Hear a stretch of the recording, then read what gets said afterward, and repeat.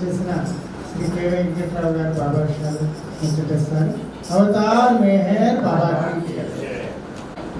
ఆ ఎరుపు పెట్టెలు ఎన్ని సామాన్లు పెట్టాలో అన్నీ పడతాయి, ఎక్స్ట్రా పట్టవు. దానికి మూత వేసి గొళ్ళెం పెట్టేసేసి నొక్కి ఎలాగో పెట్టేసి తాళం వేసేసుకోవాలి. ఇప్పుడు ఈ మధ్య కొన్ని బ్యాగులు వస్తున్నాయి, అది సామాన్ లేకపోతే చిన్నదైపోతుంది. సామాన్ ఉంటే ఈ సైడ్ పాకెట్లో కొన్ని పెట్టవచ్చు, ఆ సైడ్ పాకెట్లో కొన్ని పెట్టవచ్చు, ఈ జిప్పులో కొన్ని, ఆ జిప్పులో కొన్ని, ఇలా రకరకాలన్నీ పెట్టవచ్చు. నా స్పీచ్ అలాంటిది అనమాట. స్పీచ్ తగ్గించవచ్చు, సమయానుకూలంగా 15 నిమిషాలు చేసేవచ్చు దాన్ని. లేకపోతే ఎక్కువసేపు చెప్పమంటే ఎక్కువసేపు చెప్తాడు అని చెప్పి అది మోస్ట్ ఫ్లెక్సిబుల్. ఎవరు అంటే వెంకటరావు గారు ఉపన్యాసం ముఖ్య వక్త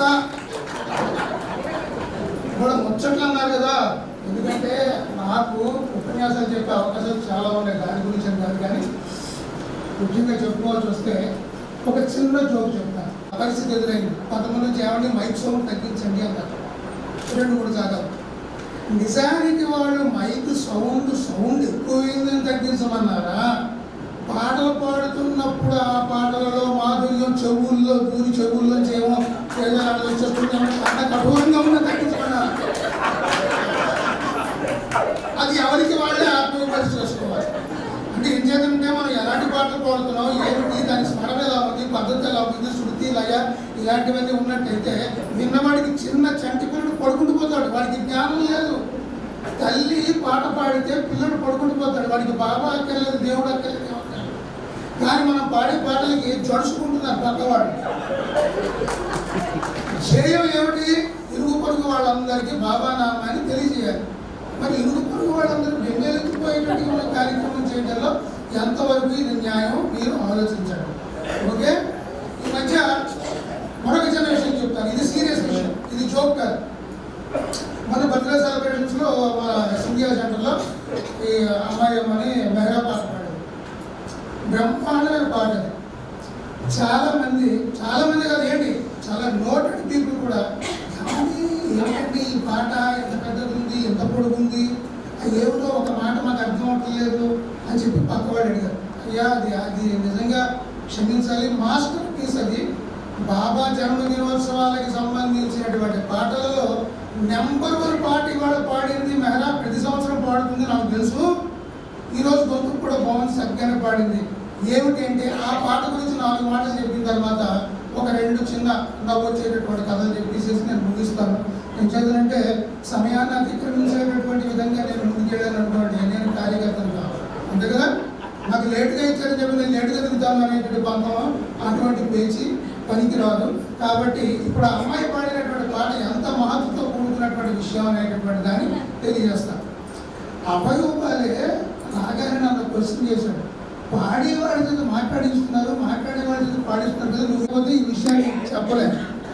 ఆ పాడినటువంటి పాటల్లోని ఓ ధన్య జీవి ఓ భారతాంబ అని అక్కడికక్కడ రిపీట్ అవుతుంటుంది.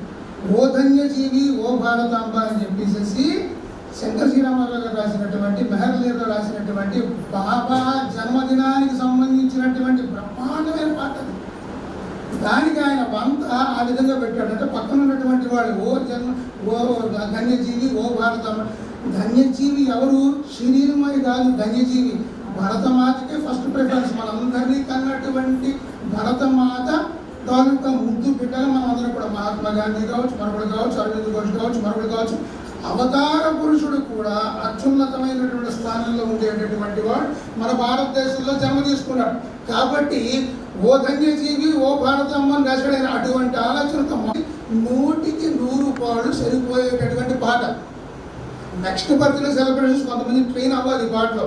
తప్పనిసరిగా ఆవిడ ఒక్కరిది పాడడం కాదు, ఆవిడ పాడుతున్నప్పుడు వెనకాల నుంచి నవ్వడం కాదు. నిజమే, ఆవిడ కెపాసిటీ ప్రకారంగా ఆవిడ పాడింది. ఎంచుకున్నట్టు చెప్తున్నాను, అందరూ ప్రేమతోనే పాడతారు. ఎంచుకున్న పాటలలో గొప్పతనం ఉంటుంది. ఏ పాటను ఎంచుకున్నారు? అందులోని ఈ పాటలో ఉండేటటువంటిది ఏంటంటే బ్రహ్మ ముహూర్తం, పరమ పవిత్రం, ప్రశాంత సుందర వాతావరణం. ఇది అంటే తూర్పు దిశలో ఉండేటటువంటి కన్యకాలు నుంచి మీద ఉండేటటువంటి కలర్ చేంజ్ అయిపోతుంది అంటారు. అంచేత కాంతి పూల కన్యల మేలుకొలుపులే పరవశమందే భ్రమర గీతాలు అన్నారు. అంచేత ఈ భ్రమర గీతలు ఎలా ఉంటాయంటే తెల్ల మారుతుండగా అవి ఈ పుట్టుల దగ్గరికి వెళ్ళి మకరందానికి వెళ్ళడానికి అని చెప్పి వెళ్ళేటటువంటి దాంట్లో వాటి లెక్కలు చిన్నవి కాబట్టి అవి ఎదుగుతూ ఉంటే ఒక చిన్న చిన్న నాదం వస్తుంటుంది, తమాషా అయిన నాదం. అది పొద్దున్న తెల్లవారుజామునే కనబడుతుంది, తర్వాత ఉండవు, తర్వాత అవన్నీ వెళ్ళిపోతాయి. ఎందుకంటే పువ్వులు పూర్తిగా వెళ్ళిపోతాయి. పువ్వులు పూర్తిగా వెళ్ళిపోయిన తర్వాత ఇక భ్రమరాల దగ్గరికి వెళ్ళేటటువంటి అవకాశం ఉంటుంది. అంచేత ఆ తెల్లవారుజామున ఉండేటటువంటి మందమారుతపు మర్మర ధ్వనుడు. మందమారుతం అంటే మారుతము అంటే గాలి, చక్కనైనటువంటి గాలి. తెల్లవారుజామున వీచేటటువంటి గాలి ఏ విధంగా ఉంటుందంటే మందమారుతం, మందగమనం. ఏనుగు కీవిగా నడిచేటటువంటి దానిని మందగమన అంటారు. ఆ విధంగా నడిచేటటువంటి, అలాగే కన్య నడిచేటటువంటి, నర్తకి నడిచేటటువంటివన్నీ మందగమనం. తెల్లవారి వీచే గాలి ఇబ్బంది పెట్టే విధంగా హోరుమని ఉండదు. 5 గంటలకు వీచే గాలి చక్కచేటటువంటి ఏ సడి అయితే ఆ గాలి చేస్తుందో అలాంటివన్నీ ఉన్నాయి ఆ బాబా పుట్టినటువంటి సందర్భంలో. అంచేత మౌని గణం వల్ల ధ్యాన సమాధి. మౌని గణం వల్ల అందరూ కూడా ఉదయం 5 గంటలకే వాళ్ళందరూ కూడా కాన్సన్ట్రేట్ చేస్తారు. ఎందుకంటే బ్రహ్మీభూత కాలంలో వాళ్ళందరూ కూడా కాన్సన్ట్రేట్ చేసి మౌని గణం వల్ల ధ్యాన సమాధి వాళ్ళందరూ ఆ విధంగా ఉండేటటువంటి సమయం అది. అటువంటి సమయంలో ఇప్పుడు ఈ పాట ఎలా ఉంటుందంటే, మేము యక్షగానంలో ఈ పాట పాడేవాళ్ళం మొట్టమొదటి. కొంచెం మంచిది కావాలి చిన్నది. ఇది స్టార్టింగ్. ఈ ముందు 2 చరణాలు ఈ విధంగా సరిపోయి తర్వాత ఇది గతి మారిపోతుంది. ఎందుకని భూదేవి పులకించే భుజములు చిగరించే పద్మాకరములు అందు పద్మములు వికసించే ఇలా వస్తుందన్నమాట. ఈ మట్టు తాళంలోనే మట్టు తాళం వస్తుంది. ఇప్పుడు ఏం చేద్దామంటే శ్రీనివాసరావు అన్నాడు, అయితే చేయగల వల్ల చేద్దాం మనం. ఈ ముందు 2 చరణాలు పాడేసిన తర్వాత నేను అక్కడ ఒక శ్లోకం చదువుతాను అని చెప్పి ఆయన శాంతాకారం భుజగశయనం పక్కన శ్లోకం అయిపోతే మళ్ళీ హాస్యగాడు నేను పక్క నుంచి మళ్ళీ స్టార్ట్ చేసి భూదేవి పులకించే భూజములు పులకించే పద్మాకరములందు పద్మములు కొడుకు తీరిన స్వరం ఇలాగనమాట. ఈ పాటని ఆ రకంగా పాడుతూ ఉంటే ఇది ఎలా ఉందంటే మోస్ట్ క్లాసికల్. అప్పుడు ఏమైంది, రాగం అందించాలి. నేను హార్మోని పెట్టి మొదట్లో మెళ్ళ వేసుకుని కథలు చెప్పేవాడు. బొబ్బిలిలో యక్షగానం చెప్తున్నప్పుడు కొంచెం ఇబ్బంది పడ్డాను నేను. నాకేమని ఆవిడ రాజా అంటారు, కాకినాడ రాజా అబ్బాయి నువ్వు వద్దు, ఈ పని ఈ సాహసం చేయకు, నీకు ఇబ్బంది పడిపోతున్నావు. వాడు గమనించారు భాస్కర్ రాజు గారు, వాడు ఇద్దరు ఉన్నారు. నువ్వు ఆయన సంవత్సరాలు నీకు వద్దు అని చెప్పి స్టాప్ చేసి అందులో నేను హార్మోని మెళ్ళ వేసుకుని వాయించాడు. పంతులు గారు మేడ దగ్గర చేసిన యక్షగానంలో హార్మోని మెళ్ళ వేసుకుని వాయించాడు. మరి హార్మోని వాయించేవాడు బంధించేవాడు ఊరికి వేరే వాళ్ళు ఎవరో ఉంటారు అక్కడ. వాళ్ళు చెప్తే రాగానే అందించకపోవడంతోనే ఆ దెబ్బతి తీసేవాడి ఎలాగండి ఈ పాటలు మనం మార్చేయాలి. శ్రీనివాసరావు నిజంగా మనం చెప్పిన మాట మనం ఆ క్లాసికల్గా పాడకపోతే దానికి అన్యాయం జరుగుతుంది. శంకర శ్రీరామారావు గారు మహోత్తరమైనటువంటి భావంతో రాసినటువంటి పాటలు మనకి అన్యాయం చేసిన వాడు అవుతాం. అంచేత ఇందులోని ఈ పాటతో అర్థం చెప్పిన తర్వాత ఇంకా చెప్తాను అది ఏ విధంగా అది ట్రాన్స్ఫార్మ్ అయిందో. పద్మాకరములందు పద్మములు వికసించే నీలాల నీదిపై కొలిమి తీరు చూడ అవతార పురుషులకు ఆహ్వానం. వీళ్ళందరూ కూడా 5 గంటలకి దేవతలందరూ తయారైపోయారు ఆహ్వానం అందించాలి. అంటే 3 గంటలకు వాళ్ళందరూ లేచి అలారం పెట్టుకొని పొద్దున్న టీ పెట్టుకొని తాగి వేడి నీళ్ళు తాగి అన్నీ రెడీ చేసుకొని ప్యాంటు చొక్క ఇస్త్రీ చేసుకొని మనం ఏ విధంగా మరి వాళ్ళు అలాగే చేస్తుంటారు. లేకపోతే 5 గంటలు ఎలా రెడీ అవుతారు అన్నమాట. ఇలా ఉండేటటువంటిది పూల జల్లులు కురిసే నేల గుమగుమలాడే పువ్వులు మీరు చూస్తారు. ఈ నైతికి చెట్లు ఇవన్నీ కూడా తెల్లవలసలు పడిపోతుంటాయి. అది భగవంతుని యొక్క లీల. అంటే అదేమిటంటే ఆయన సృష్టించినటువంటి సృష్టిలో ఉండేటటువంటి మహోత్తరమైనటువంటి విషయం అది. కాబట్టి శంకర శ్రీరామారావు రాసినటువంటి దానిలో పూల జల్లులు కురిసి నేల గుమగుమలాడే వేలకు వేలు వింత వెలుగులు తోచి ఈ బాబా పుట్టినటువంటి సందర్భంలో ఇలా ఉంటే అంతలో పసికళ్ళు ఆక్రందం వాడు చిన్న పిల్లడు క్యారికేరం నడిచేట. ఆ క్యారికేరం నడిచినటువంటి దానికి అమ్మలక్కలు ఇంకేముంది పురుడు వచ్చేసింది, మగపిల్లడు పుట్టాడు, అబ్బా బ్రహ్మాండం చక్కగా చప్పట్లు వచ్చారు. అందరూ కూడా పక్కన ఉన్నటువంటి వాళ్ళు చేస్తే ఈ చిన్నపిల్లడు వాడు ఏడ్చేటటువంటి ఏడుపులో వాడంట వాడు నా లీలకి నేల నవ్య నాటకశాల ఉంటున్నట్టు వాడు ఇప్పుడు నేను పుట్టినటువంటి ఈ భూమి మీద ఎప్పుడైతే పుట్టాడు శిష్యులేవులకు గురువు లేవులకు శిష్యుడై నటించి సస్వరూప విజ్ఞానం సంపాదించిన జీవుడు. బాబా ఎవరుకున్నారు? నరుడై పరుడై గురుడై నటన సూత్రధారి అయి ఆయనే కోరి గురువు లేవులకు శిష్యుడై నటించి సస్వరూప విజ్ఞానం సంపాదించిన ధీరుడు. అటువంటి వాడు పుట్టినటువంటి సందర్భాన్ని ఆయన రాస్తే శ్రీనివాసరావు అన్నాడు, మరి ఎలాగే దీన్ని ఎలా మనం ప్రజెంట్ చేస్తాం, ఇంతవరకు బాగా నచ్చింది, మీరు మెడలో పెట్టి వాయించినంత వరకు సక్సెస్ఫుల్గా చేసాం, మరి దీనికి ఏదో మంచి పాట వస్తుంది, ఒక పాట తయారు చేయాలి. అది కదుగో అవతారం పాట 2-3 కథలకి పాట సక్సెస్ అవ్వాలి. అది పెద్ద బాలిశెట్టి అప్పారావు గారు రాసినటువంటి విని బాబా జీవిత కాదా, అది కూడా పెద్ద సక్సెస్ కాదు. జై గారు ఒక మంచి ట్యూన్ ఉందంటే సినిమా ట్యూన్ పాట రాస్తారు, మాకు కూర్చుంటారు రాస్తారు. శరీబాను శరీరాజీలోల పంటగా జనముంగాడు అవతారుడు అని చెప్పేసి ఈ పాటలు బ్రహ్మాండంగా మెహరు బాబాకి జీ మెహరు బాబా అని అందుకు అది వచ్చిన మెహర్ బాబాకి జీ అనేది వంత హాస్పిటల్ నేను పాడిన వంత. ఇప్పుడు మీరు అందరూ పాటించుకుంటారు, మీకు తెలియదు దాని తర్వాత ఆరిజినేషన్ అది అని చెప్పి ఆ విధంగా రాశాడు. అలాగా అది చాలా కథలకి బాబాయే భగవంతుడు ఇదే పాటని చాలా కథలకి మేము పాడాం. ఏం చేద్దంటే చక్కగా స్టైల్ సరిపడ, కానీ సినిమా ట్యూన్ అయినా కొంతమంది సినిమా ట్యూన్ అని చెప్పి అంటారేమంటే అప్పుడు మళ్ళీ బాబా ఏమన్నా నవ్వినా సరే ఏమనుకున్నా సరే కళలో రాకుమారు ఊహించుకుంటారు, బయటికి చెప్పరు, కాన్ఫిడెన్షియల్. కానీ పెళ్ళి అయిపోయిన తర్వాత కళలో రాకుమారు అంటే ఇప్పుడు నేను చెప్పబోయే కదా అలాంటిది. ఎందుకంటే ఒక ఆవిడకి పెళ్ళి అయిపోయింది, ఒక కళలో రాకుమారుడు తయారయ్యాడు. విచిత్రం. బాబా ఇంగ్లాండ్ దేశం ఎన్నిసార్లు వెళ్ళాడో తెలుసా మీకు? గెస్ట్ చేస్తారు అవునా? అలాంటివి బాగా మాట్లాడు, దీనికి పళ్ళు తగిలించాలి. ఇక ఇద్దరు స్పైసెస్ ద్వారానే ఈ బుక్కలు గంటూ పట్టుకొని ఏమయ్యా ఎలా ఉన్నావు, నీకు ఆరోగ్యంగా ఉంటా, దాంతో ఇంక అర్థమైపోయింది. బాబా దాన్ని ఏం క్వశ్చన్ చేస్తున్నాడు, ఈ సమాధానం చెప్పేవాడు.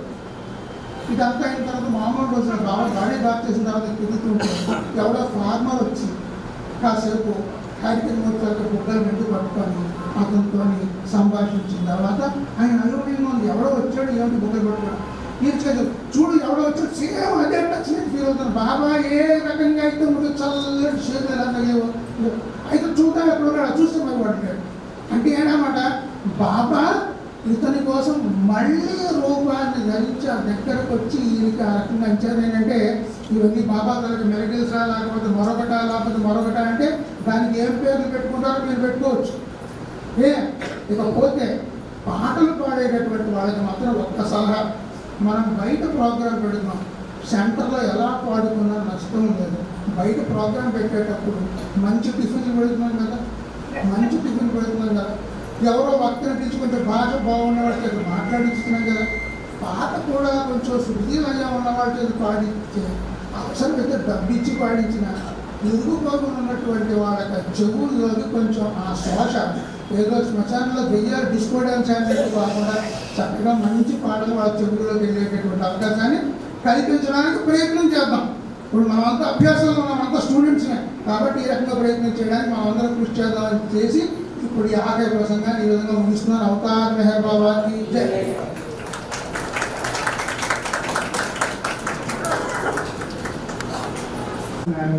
ఉంటాడు, ఇంకా చూడవలసిన బాధ్యత బాబా ఇస్తాడు కాబట్టి అది దాన్ని మనం మరి ఏ విధంగా మన ఆ ఊరేగింపులో పాల్గొని బాబాతో పాటు ఆ ఊరేగింపులో పాల్గొని ఆనందంగా నామాన్ని చేసుకుంటూ కనుల వైకుంఠంగా బాబా ఎలా నడిపిస్తాడంటే అలా నడిపిస్తాడు. ఆ ఉత్సవాన్ని చూడటానికి ఆ వరుణ మన ముడా పార్క్ నుంచి మన ఆర్కే బీచ్ రోడ్లో వెళ్తున్నప్పుడు జనాలందరూ కూడా చాలా చాలా చక్కగా వారు నమస్కారాలు చేసుకుంటూ ఆనందాన్ని పొందుతూ మనం ఇచ్చే బాబా ఫోటోలు తీసుకుని పెట్టుకుంటూ ఉంటారు.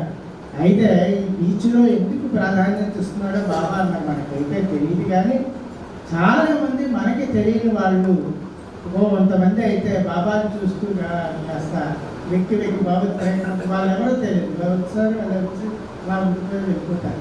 మరికొంతమంది అయితే మేము 1954లో బాబాని చూసామండి కానీ మళ్ళా మాకు అవకాశం గురై ఇలా ముచ్చటించడం వలన మనకి అక్కడ బాబాయే ఎందుకు ప్రత్యేకంగా పెడుతున్నాడో మనకి అర్థం తెలియదు, కానీ ఆయన అనుగ్రహం ఎవరి మీద పడుతుందో ఆ ప్రాంతాల్లో బీచ్లో మాత్రం కంపల్సరిగా అది ఏర్పాటు చేస్తున్నాడు ప్రతి సంవత్సరం కూడా.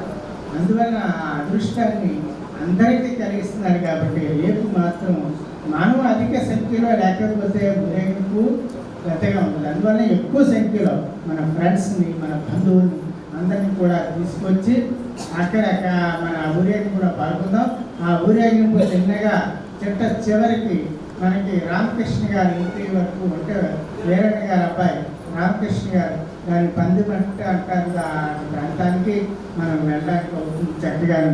కాబట్టి ఊరేగింపులో అందరూ పాల్గొంటారని మరి కోరుతున్నాం. అవతార్ మే హై బాబా కీ జై. జై బాబా. ఊరేగింపులో పాల్గొనడం రేపు ఇక్కడ ఆదివారం సాయంత్రం సమావేశాలు, మళ్ళీ ఆదివారం సాయంత్రం సమావేశాలు 8వ తేదీ మార్చి నుంచి ప్రారంభమవుతాయి. జై బాబా.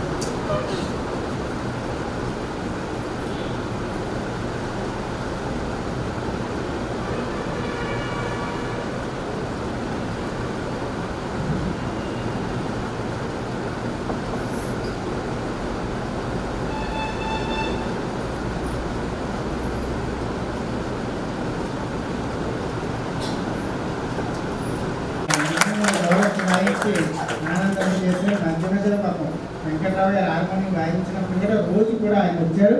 ఈ సందర్భంగా ఆయనకి పుష్కరిద్దాం. ఎవరి మెహర్ బాబా ప్రియతమా